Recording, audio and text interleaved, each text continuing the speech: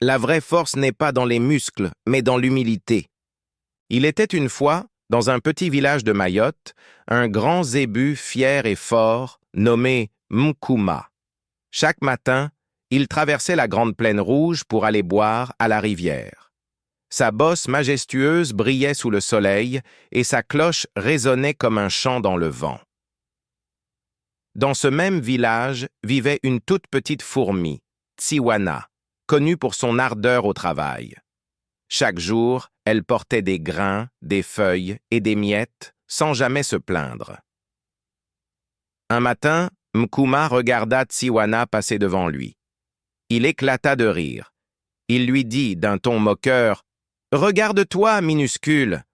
Tu cours du matin au soir pour ramasser des miettes que le vent emporte. Moi, je n'ai qu'à marcher, et la terre tremble sous mes pas. » Mais Tsiwana ne répondit pas. Elle leva juste les yeux vers le grand zébu, sourit calmement et continua son chemin. Les jours passèrent. La saison sèche arriva. La terre craquela. L'eau se fit rare. Les herbes, jadis vertes et tendres, devinrent jaunes et dures comme du bois.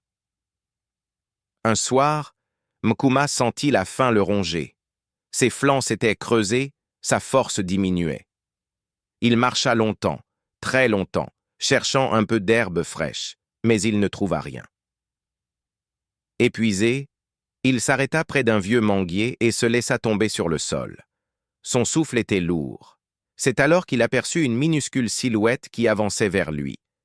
C'était Tsiwana, la petite fourmi. Elle portait un grain de riz bien blanc sur son dos.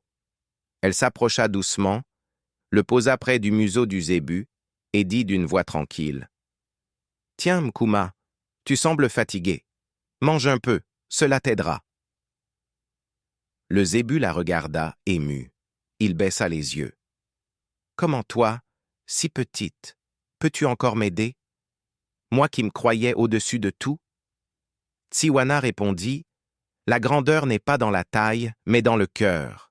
Celui qui se croit trop grand oublie souvent qu'un jour, il aura besoin d'un plus petit que lui. » Le zébu resta silencieux.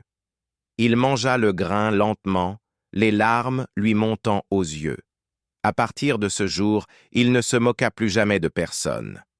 On le vit souvent marcher doucement, en saluant les fourmis qui travaillaient sur le chemin. Et dans le village, on raconta longtemps cette histoire, qu'il ne faut jamais mépriser la petitesse, car même la plus humble des créatures peut sauver la plus grande. Si ce conte t'a plu, n'oublie pas de liker, t'abonner et partager. À bientôt pour une nouvelle histoire pleine de sagesse.